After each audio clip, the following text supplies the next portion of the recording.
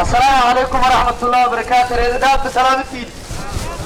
وسلامتي مقعي وعالي أحمد صبري محمد أبر.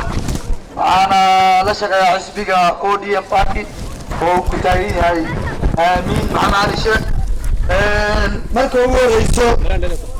وما تنتهين سيدا دورشادة 2017 وآدك أصو بعدين aad u doorteen xisbiga ODM oo uu hogaaminayo Mheshimiwa Raila Amolo Odinga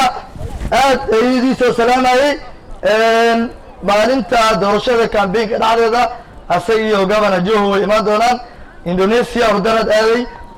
wuxuu ula ballamay Dadaab aad baa u mahadsantihiin mar labaad sidaad ii soo doorateen waxaan idinka codsanaynaa mar labaad kursiga anaga iska leheen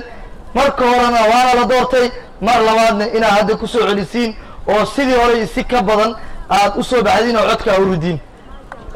ninkii taagnaa wuxuu dhahay war maxaad ii dambaadiseen buu dhahay nin dooran doorta maxaa ii dhahdeen ebel buu dooranaaye marka anaga waan ognahay kursiga inuu maxamed cali sheekh uu markii horena ku guulaystay haddana waxaan idinka rabnaa sidii iyada ahayd inaad u soo baxdiin codkana aaridatiin ma rabno dagaal aflagaado isjijiid intaba ma rabno dad walaalo ehel baa wada tartamayo marka intaas ayaan idiin sheegayaa xisbiga ODM aamiin waa li istaagayaa hil iyo hoob labadaba wuu li istaagayaa waxaan ka rabnaa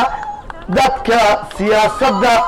systemka siyaasadda dadka fahansan lagama saaro